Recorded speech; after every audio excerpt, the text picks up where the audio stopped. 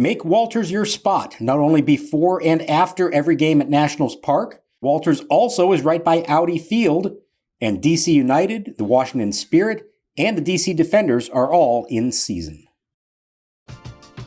We're driven by the search for better. But when it comes to hiring, the best way to search for a candidate isn't to search at all. Don't search, match with Indeed. Indeed is your matching and hiring platform with over 350 million global monthly visitors, according to Indeed data, and a matching engine that helps you find quality candidates fast. Ditch the busy work. Use Indeed for scheduling, screening, and messaging so you can connect with candidates faster. Leveraging over 140 million qualifications and preferences every day, Indeed's matching engine is constantly learning from your preferences, so the more you use Indeed, the better it gets. Join more than 3.5 million businesses worldwide that use Indeed to hire great talent fast. And listeners of this show will get a $75 sponsored job credit to get your jobs more visibility at Indeed.com/Blue Wire. Just go to Indeed.com/Blue Wire right now and support our show by saying that you heard about Indeed on this podcast. That's Indeed.com/Blue Wire. Terms and conditions apply. Need to hire? You need Indeed.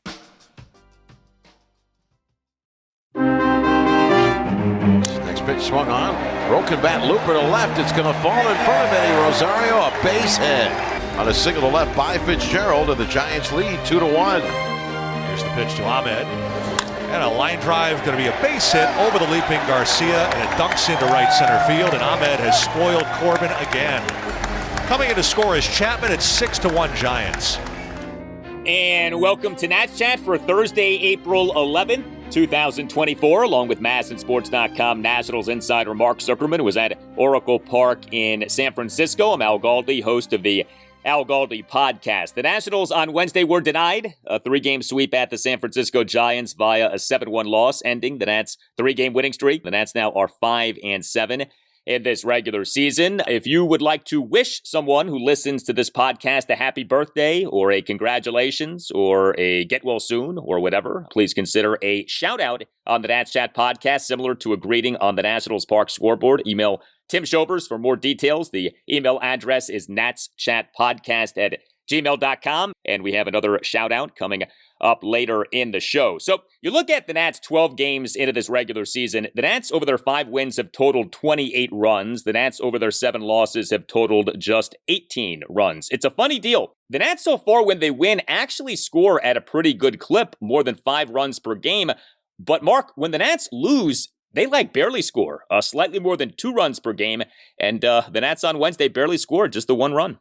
And I feel like a lot of those games also include some very low pitch counts from opposing starters, and that was the case with Jordan Hicks in this one. I mean, you get Joey Gallo's homer in the second, and what else happened the rest of the day at the plate for them? Not a whole lot. If your offensive highlight of the game besides that was the bunt, single, and stolen base by your catcher, Drew Millas, you know it hasn't been a great day at the plate for you. No offense to Drew Millas, who had a nice game there in his 1 game back up in the big leagues, but I don't know. This is a lineup that we discussed the other night. They can do it a lot of different ways. They have the ability to hit for some power, but they know that's not the way they're going to win games for the most part.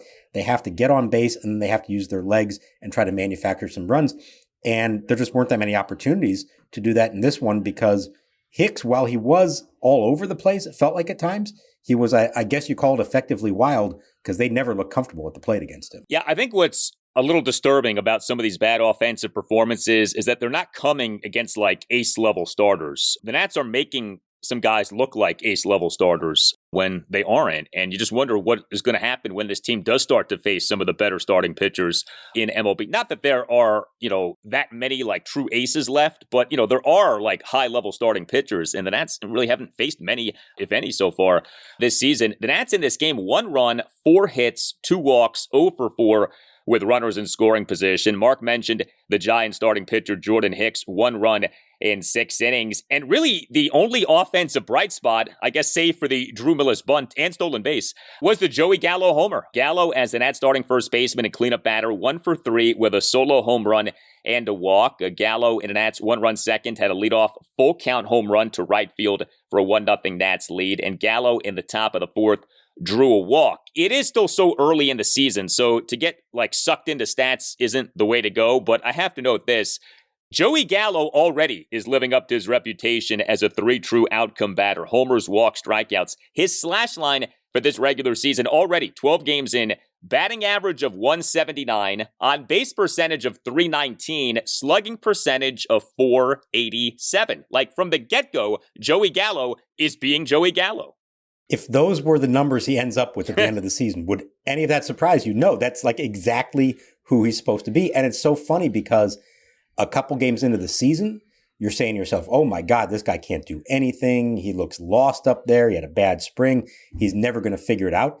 And then he gets hot and he starts doing what he does and launching some balls. And then he has these games where he hits the home run, but there isn't a whole lot else that goes on them as well. So he's kind of been exactly who he was supposed to be, for better and for worse, I suppose. I think the key here, and it's not his fault in this case. I mean, it's a scoreless game in the second. He hits a towering home run, give him the lead. That's good. You just hope that when he does connect on these, that enough of them are really meaningful home runs.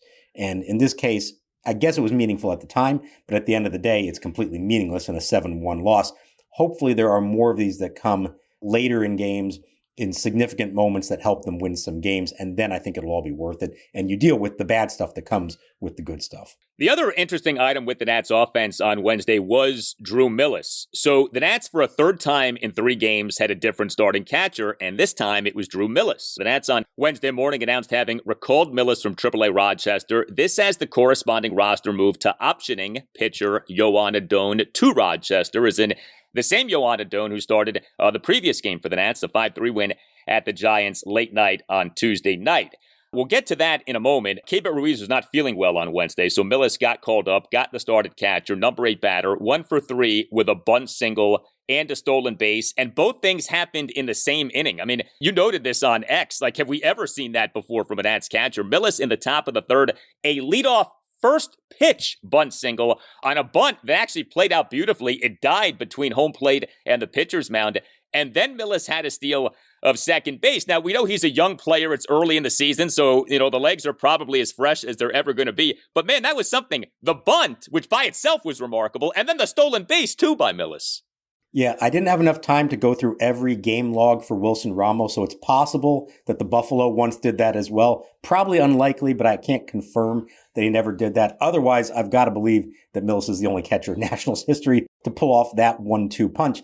He's a different kind of catcher than normal. He's young, that helps, but he's thin, he runs well, he has shown an ability to hit at times, and he's got a good arm. Everybody likes him defensively. I don't know in the long run if he's going to be able to do enough of all these things to make it full-time as a big leaguer, either as a number 1 or number 2. But on a day when you wanted to give Riley Adams off because he started the night before, and Keibert Ruiz was feeling sick, it was nice to have somebody you could put back there and trust that they can do a good job both in the catching department and be somewhat of an offensive threat. The shame that they sent him right back down after the game. What's interesting to me, they didn't know Ruiz was sick at the time. They called Millas up on Monday afternoon, and Ruiz played that night. So I don't think they anticipated this. The idea, I think, was going to be to maybe give Davey the opportunity to have both Ruiz and Adams in the lineup, one of them as a DH, and then still have a backup catcher in case anything went wrong.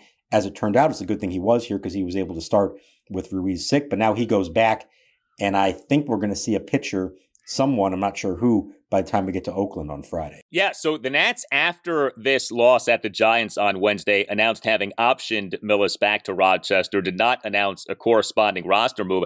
We're not used to this with the Nats, shuffling guys back and forth between the major league level and AAA. There are teams that do this with a high frequency. The Nats, for whatever reason, have not been a team that has done that in recent years, but it has been a little tricky here over the last 48 hours or so. So Josiah Gray goes on the 15-day injured list. That corresponding roster move is calling up Joan Adon. Adon pitches late night on Tuesday night. Wednesday gets sent down to Rochester. Corresponding move to that is calling up Millas, and now Millas later in the day on Wednesday gets optioned back to Rochester. So, yeah, it is odd that Millas gets called up for just the one game.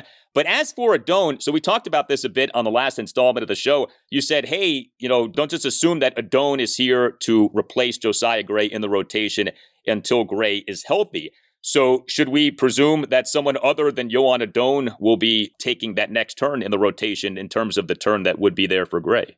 Yeah, it's going to have to be because you can't option a guy down and then call him back up in less than 10 days unless there was a new injury of some type. So yeah, it will have to be someone else. I thought initially maybe they would try to bring somebody else up to pitch this weekend in Oakland.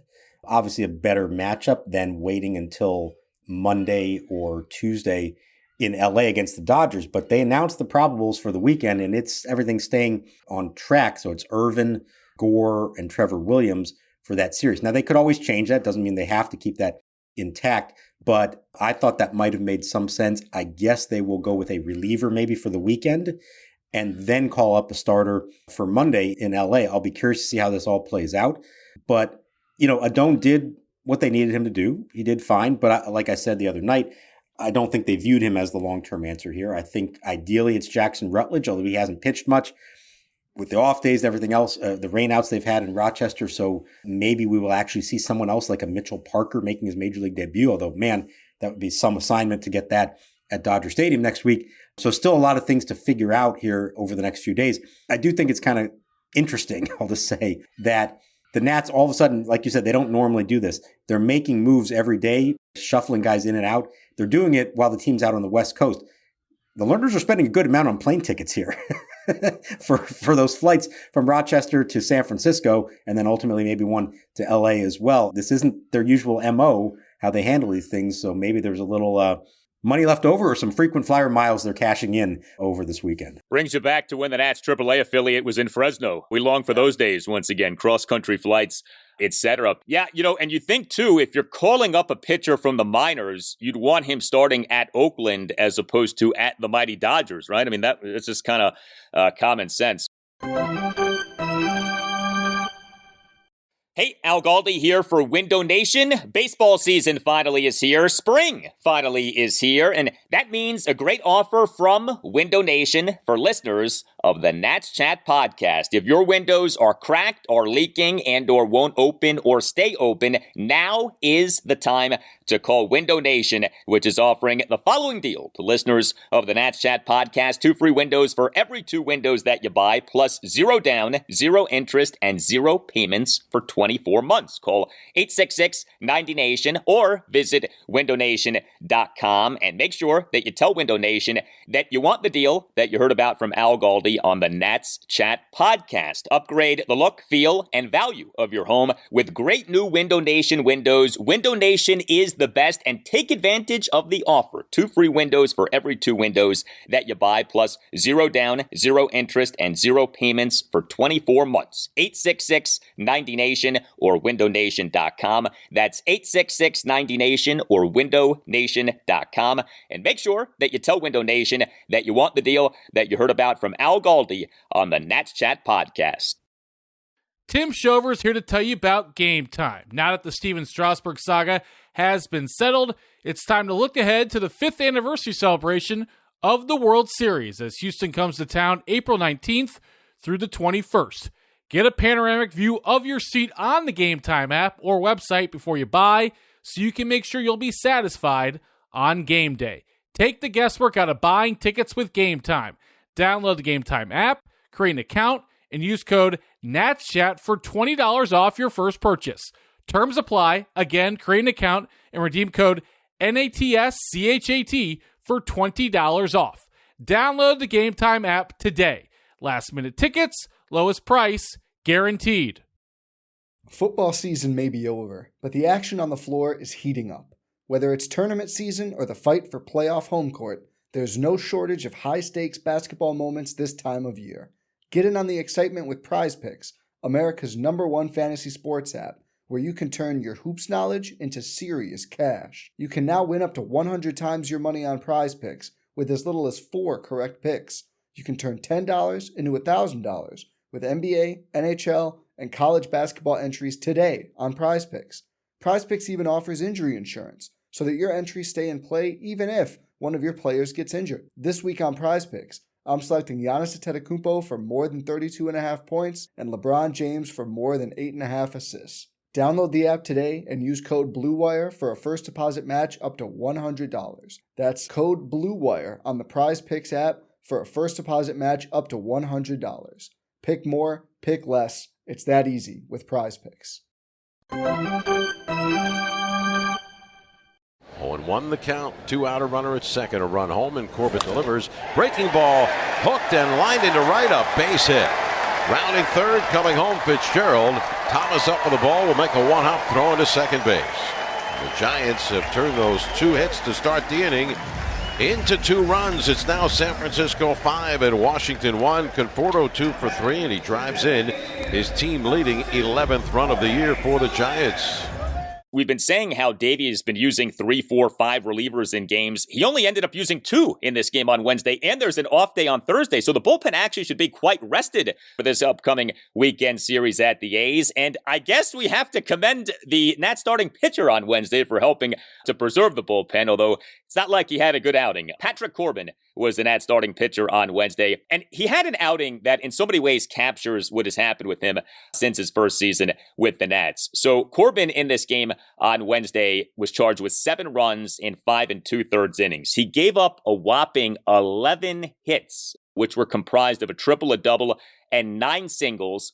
He recorded just 2 strikeouts. He did issue no walks, and he did throw a good number of strikes, 85 pitches, 58 strikes versus just 27 balls. But I find that so instructive and so telling. If you had to boil down the decline of Corbin to one thing, I would put it as he has been bad because he has given up too much contact due to not generating enough strikeouts. Like, if you had to sum it up in one sentence, I think that sums it up pretty closely and clearly what has happened with Corbin since 2019. So you think about this game on Wednesday. He has a strikes to balls ratio of better than 2-1, 58 strikes versus 27 balls, and yet he still records just 2 strikeouts. And to me, like, that is what has happened to Corbin. That is Corbin's decline in a nutshell. And so he gives up these 11 hits. And yes, some of this was bad luck. These weren't all hard hit balls. But as we know, when you give up a lot of contact, you fall victim to the variance of the batted ball. And we saw that. Man, it felt like every time you looked up, Corbin was giving up a hit in this game. And you're right. Some of it on weak contact, but the best way to avoid that bad luck from happening is don't even let him make contact at all. He only had 3 swings and misses the entire day. That does not work. You better have perfect command and a whole lot of movement to just get guys to pound the ball on the ground if you're going to do that. And you're right, this is entirely why he has turned into the pitcher that he now is. In 2018 with the Diamondbacks, then 2019 with the Nationals, he was striking out about on average 11 batters per 9 innings. That's a really good rate for a pitcher, starting pitcher especially. Ever since then, the numbers have consistently gone down. 8.2, 7.5, 7.5, 6.2 last season. He is a pitch to contact guy now. That's a tough way to go about it. Some can be successful doing that. I don't think he has the stuff. I think they know he doesn't have the stuff to get away with that. And you better have flawless defense behind you if you're going to get away with that. And the Nationals, at least in this game, did not have flawless defense. No, and I think the bottom of the second captures everything we're talking about here. So bottom of the second, Corbin allows 3 runs on a triple and 3 singles. Now, there was bad luck in this inning. The triple was a 2-out Nick Ahmed RBI triple on which center fielder Jacob Young had the ball in his glove for what could have been a terrific running catch, but he dropped the ball upon crashing into the outfield wall. So you say, okay, that's a play that could have been made. Yes, but Corbin on that triple still gave up hard contact, all right? So I'm not going to sit here and kill Jacob Young for not making what would have been an impressive play. Then came Corbin giving up a 2-out broken bat RBI single by Tyler Fitzgerald to left field. Okay, broken bat single, not much Corbin can do about that. Then we had an odd play. Corbin had Fitzgerald picked off, but first baseman Joey Gallo made a bad throw to second base, and then Fitzgerald actually stole third base, and then Corbin gave up a 2-out RBI infield single by Austin Slater on a grounder to shortstop C.J. Abrams on a 1-2 pitch. So it's not like Corbin got tattooed in this inning, save for the RBI triple, which again was a play that could have been made. But again, too much contact, too many hits, and too few strikeouts. Yeah, he had opportunities to get out of that himself. And sometimes you got to be able to do it on your own. You can't just count on the defense doing it. That was the Giants' first stolen base of the season, believe it or not. Think about how many the Nationals have had. I wonder if after watching the Nats run wild on them the previous 2 nights, Bob Melvin said, hey guys, we got to do this a little different. We're not scoring runs ourselves. Let's run on them. And Corbin was not great at holding them on. I know he had him picked off, and you blame that one on Gallo, but there were a couple other stolen bases off of him. And even as a lefty, he's not always great at stopping the running game. I think he can be a little predictable with his move to the plate. So that hurt them as well. So between not getting swings and misses, letting the opponents run on you, and not getting perfectly clean defense behind you, you end up with this. And it felt like so much like a Patrick Corbin start of the last few years, where you say, if just one little thing happens differently, maybe he gets out of that and the damage is minimized. But as soon as he doesn't, it snowballs. You have these big prolonged innings, and he can't get out of it because he can't get swings and misses himself. And so you look at the end of the day, he's got 7 runs and 11 hits charged to him. And, Davey had to leave him out there because I think he needed to give the bullpen a break today, but it never really felt like Corbin was in control of this game at all. By the way, you mentioned Bob Melvin. He's in his first season as the Giants manager.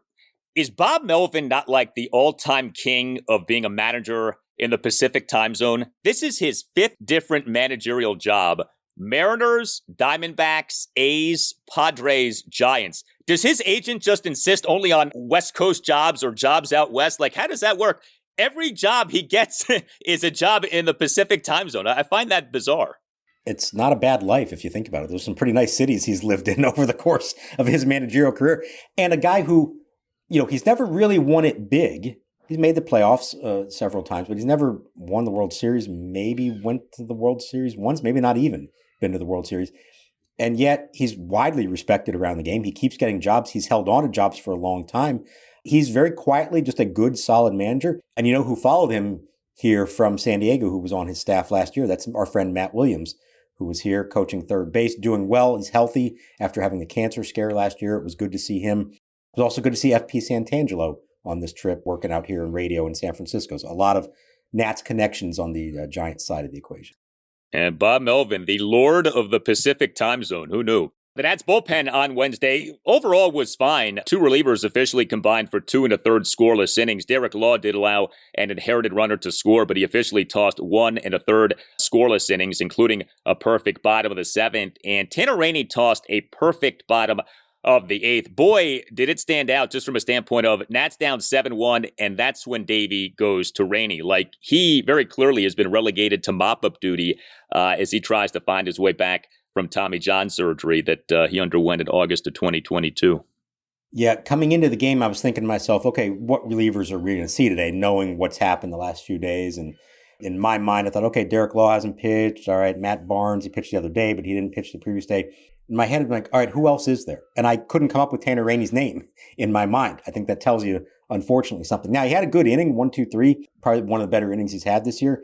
But it's pretty clear that they are going to try to get him right by pitching in low leverage spots before they really think of him in other ones. Right now, it's early and these things change, but it seems to me that it's Finnegan and Harvey, obviously, 8th and 9th. And then I think it's Jordan Weems and Dylan Floro are the 2 that Davies seems to trust the most right now in those setup roles. And over time, maybe Derek Law, maybe Matt Barnes, and maybe Tanner Rainey eventually. But he's going to have to overtake, I think, several guys on the depth chart before he is the one that they're calling upon in high leverage spots late in games. I like some of what we've seen from Robert Garcia. Do you think he's an A-team bullpen candidate? He is. He's the one lefty, so you're going to find the right spots there to match up. If there is a spot in the 6th or 7th inning and the other team has good lefties coming up, he's going to be the guy. Davey liked him last year, liked him all spring. It's funny because he actually pitched the worst of all the lefties who were competing for jobs this spring, and he still made the team. And that said to me, okay, they clearly do like him. And I think he has looked pretty good. He throws hard. He's a big, strong lefty. I'm most interested to see when they really get into these matchups. I guess he faced Harper during the Phillies series, but I want to see more of that against maybe the Dodgers when we see him facing Freddie Freeman, against the Braves and some of their guys. Let's see how he does, especially as there's more of a book on him and teams have a scouting report and know how to go about trying to face him.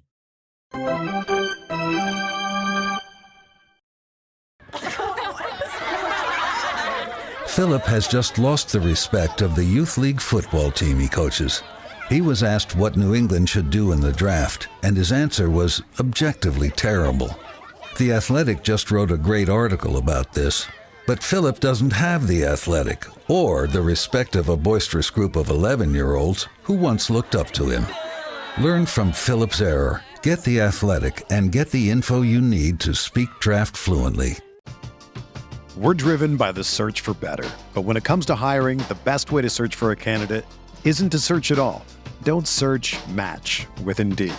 Indeed is your matching and hiring platform with over 350 million global monthly visitors, according to Indeed data, and a matching engine that helps you find quality candidates fast. Ditch the busy work. Use Indeed for scheduling, screening, and messaging so you can connect with candidates faster. Leveraging over 140 million qualifications and preferences every day, Indeed's matching engine is constantly learning from your preferences, so the more you use Indeed, the better it gets. Join more than 3.5 million businesses worldwide that use Indeed to hire great talent fast. And listeners of this show will get a $75 sponsored job credit to get your jobs more visibility at Indeed.com/Blue Wire. Just go to Indeed.com/Blue Wire right now and support our show by saying that you heard about Indeed on this podcast. That's Indeed.com/Blue Wire. Terms and conditions apply. Need to hire? You need Indeed. Here's your James Wood and Dylan Cruz updates for the games played on Wednesday. In a 12-11 loss in Buffalo for Rochester, Wood hit second playing left field in AAA, 2 for 4, scored 2 runs, drew 2 walks. He's hitting .379 on the season. Down to AA, Cruz was hitting cleanup, went 0 for 3 with a pair of strikeouts. He's hitting .238 thus far. 9-8 loss for Harrisburg at Altoona. By the way, Brady House, he was DH, 2 for 5 in the affair. Now back to the show. The kick, and here it comes. Swing and a fly ball hit to deep right field. Back goes Slater at the warning track, looking up, going, and gone. Goodbye. That's caught right in the first row on top of Levi's landing over the 25-foot wall in right field. Bang, zoom goes Joey Gallo with his 3rd home run of the year and RBI number 4. And I guess that wrist is pretty much okay. On a home run by Gallo, the Nationals on the board here in the second. It's Washington 1 and San Francisco 0. All right, I do want to bring this up. So a big item in Major League Baseball on Wednesday was the Orioles calling up the consensus #1 prospect in the sport, second baseman / shortstop, Jackson Holliday. The O's on Wednesday morning announced that they had selected his contract. The date for Wednesday, April 10th, it is this Saturday, April 13th, that we have what we'll call service time day. That is the cutoff day to where if you call a player up after that date, on that date and moving forward, you can get that extra year of team control. Although the issue now is complicated by some new provisions in the latest collective bargaining agreement. But I bring this up because of James Wood. James Wood is doing well for AAA Rochester. He had 2 doubles on Tuesday. He, as of games through Tuesday, was tied for second in the International League with 5 doubles. His .560 slugging percentage ranked 5th in the International League. His overall numbers 9 for 25 with 7 walks and just 5 strikeouts. Once we hit April 13th, and again, this is complicated by the PPI, the Prospect Promotion Incentive, which is tied to players who are ranked on preseason prospects lists. So if you're a top 100 guy on 2 of these designated 3 lists, who are eligible to gain a full year of service time, even if you're not up for the entire defined season for a service time accruing. But once we get to April 13th, do you think that we need to be on James Wood watch? He's doing well. Dylan Cruz has been struggling, although he had a good game on Tuesday. But Wood is doing well. We're about to hit that key date. To what degree should we be monitoring and thinking about James Wood potentially being called up? I think it's perfectly appropriate to watch every day and see how he's doing and wonder if he's getting close. And I think he, is relatively close. I don't sense that their decisions with him are based on a specific date like that. I do think they want him to play every day at AAA and give him a chance to just get comfortable there before they make the move. You never know what might happen at the big league level. We know Trey Lipscomb was going to start the year at AAA, and then Nick Senzel gets hurt on opening day, and all of a sudden Lipscomb is up here. So things can happen in the outfield where all of a sudden there's an opening. I think at the moment they're satisfied with what they have here. To make that move, it's going to require probably releasing a veteran like a Jesse Winker or Eddie Rosario, I guess you could send Jacob Young down now that he's been up here, but he's done pretty well, and I think they like what he offers them. So I think the decision is really going just to be based on how James Wood is playing and their internal evaluation of him and his readiness. I don't think it's going to have anything to do with any specific date. I think ideally, if it works out, they would much rather call him up to make his debut at home than have it be on the West Coast late at night. I was a little surprised the Orioles, because it's not like they did this for an injury. They just called up Holliday while the team is at Fenway Park, and then he'll make his home debut on Friday. I would think in their perfect world, the Nats would rather have James Wood debut in D.C. and try to drum up some excitement for that. So I'm not really on James Wood alert right now. I'm watching him. I think it's going to happen sooner rather than later, but I'm not personally anticipating it happening on this trip unless somebody goes down or the team is really struggling offensively and there's a reason to say, hey, let's get this guy's bat in our lineup. This PPI thing is really interesting. It is extremely complicated. Like, if you read about it, the various aspects of it, the provisions to it, it is like so tedious. And if you're looking for like a good summation of it online, good luck, because I've looked for something like that. There really isn't one. I actually downloaded the entire CBA to try to figure this out. But the bottom line is it makes it easier for a highly regarded prospect to get credit for a season of service time, even if he's called up post that service time date. But it also will reward a team if the PPI player, and again, you have to qualify for this by being on a preseason top 100 prospects list, 2 out of 3. There are 3 designated lists: Baseball America, ESPN, and MLB Pipeline. But if the player gets called up and he gets the Rookie of the Year award or finishes in the top 3 of the voting for MVP or Cy Young for his league for any of his pre-arbitration seasons, the team gets a pick between a first and second round of an MLB draft. So it does actually do a good job of incentivizing teams to call up these prospects and not be so rigid with this service time date. But it is complicated. And it was funny to me, Baseball America a few weeks ago on Twitter put out a correction for who are the PPI eligible players for this season. And I think that speaks to how complex this is. Like, this is Baseball America, right? Its job is to monitor this stuff and understand this stuff. And even Baseball America got thrown off. So it's a little difficult to track and sort of digest. But it is a big part now of the conversation and the calculus of when to call up these prospects. Sure, but I also think this is why, knowing Mike Rizzo and the way the Nationals seem to operate, I really think they're going to mostly make all these decisions based on the readiness of the player and not try to finagle this in any way, because it is really hard to do that. As you said, it's not just about what happens this year, but it could be what happens next year, the year after that. If they think a guy is ready to play in the big leagues and there's an obvious opening for him here, I think they'll make that move regardless of what date it is or what implications there are for that. There are things you would like ideally for it all to work out, but as we know, baseball doesn't work like that. Bryce Harper made his debut at Dodger Stadium after Ryan Zimmerman got injured. So you never know what might transpire to create the scenario. But I like what baseball's doing here. They are trying to make an effort to say, hey, these guys who are really good and clearly good enough to make the big leagues either on opening day or early in the season, and they're being held back for only one reason, a reason that we have said, if you're a team's GM, you completely understand why you hold off doing that, because you want that extra year of control. So it's trying to incentivize that, but also incentivizing for the player.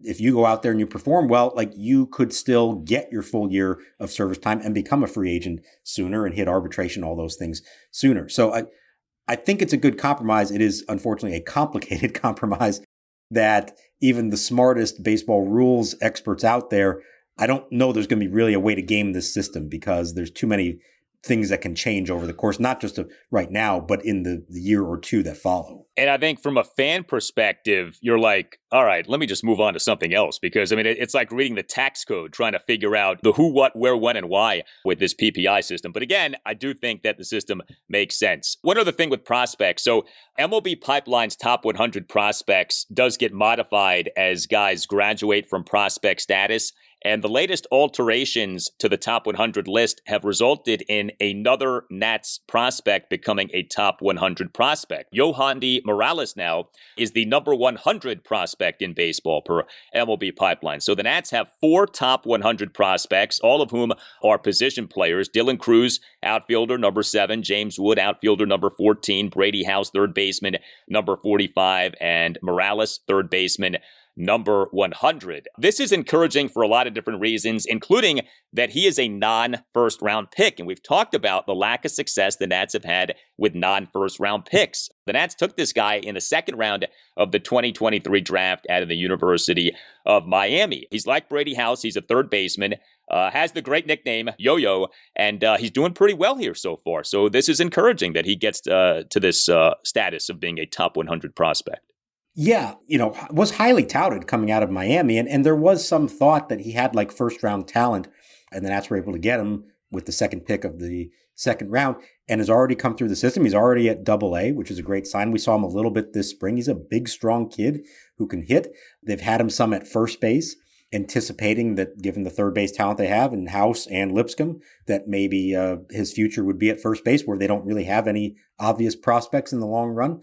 I'm curious to see how he does this year. And it's, internally they've liked him, but it's nice to see that the industry seems to view him as highly as the Nationals do. And, it's going to be several years till we really know all this, but I do feel like there is more depth of talent now in their system and more players who were not the obvious blue chip early first round picks who at least have a chance at being good in the big leagues for them. And that would be such a win for the organization. And it's funny because these are all guys who were drafted by the previous regime in terms of their scouting department. Remember, they changed that this winter. We don't know yet what Danny Haas and Brad Seelick, who are now in charge of that, we don't know how they're going to do. But these are Chris Klein draft picks. And it would be funny, ironic, I don't know what the right word for it would be, if 3-4 years from now we're saying, boy, they finally hit it big with some second round, third round, fourth round picks. And it was actually the prior scouting director who was responsible for that. Yeah, which also makes the revamping of the front office in the middle of the rebuild even more peculiar. But what was done is done. So, yeah, you answered my next question. House and Morales, each at AA, each a third baseman. You could make the case, hey, they're both going to be arriving at the major league level at around the same time, but it is House who will take precedence. He'll be the third baseman, and Morales will have to be moved to first base. That seems to be the sense that I have there. Remember, they made Brady House a third baseman last year because he came up originally as a shortstop. So they seem very committed to him there. And Morales, while he gets some time there, there was an obvious, put him at first. I mean, it's also the reason that Lipscomb, when he was at AA last year, the moment that House got moved up, he knew, okay, well, I guess I better move to second. So they have some moving parts there. We know they're not all going to pan out. You never know who's going to make it when. So I don't think they're going to make Morales permanently a first baseman. But the sense I get is that they're certainly viewing that as a, likely destination if everything works out the way they hope it does. Well, we have a shout out that we'd like to deliver. A happy 28th birthday to Becca L., a supreme Nats fan. Much love from your family, friends, and cat. Even the cat gets in on the act. So happy birthday to Becca, and thank you for listening to the Nats Chat podcast. We're big in the animal population. I don't know if that shows up in our analytics, but I've heard anecdotal evidence that says that pets love to listen to us when they're just at home by themselves all day. So if you have the ability, the Amazon Echo or something, put on the podcast, let the pets listen to our voices throughout the day while you're at work. And we believe that is an actual cat, not the big cat, Andres Galarraga. So, but we'll have to double check that. I guess I can't say that with complete certainty. Well, hit us up on X at Nats_chat. Email the show, natschatpodcast@gmail.com. You can find us on YouTube. Just search Nats Chat. Our YouTube handle is at Nats Chat Podcast. We have a website that we invite you to check out as well, natschatpodcast.com. All Nationals radio highlights on Nats Chat are courtesy of 106.7 The Fan. For Mark Zuckerman, I'm Al Galdi. We thank you for listening, and we'll talk to you next time on the Nats Chat Podcast. Now the lefty's ready.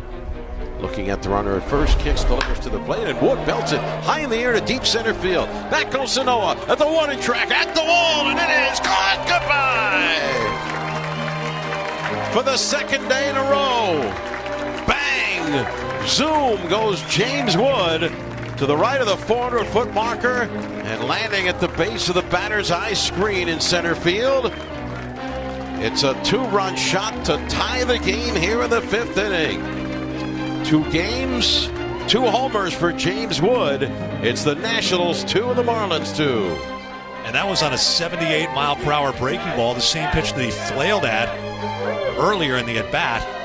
And that's a big boy home run here at Roger Dean Chevrolet Stadium.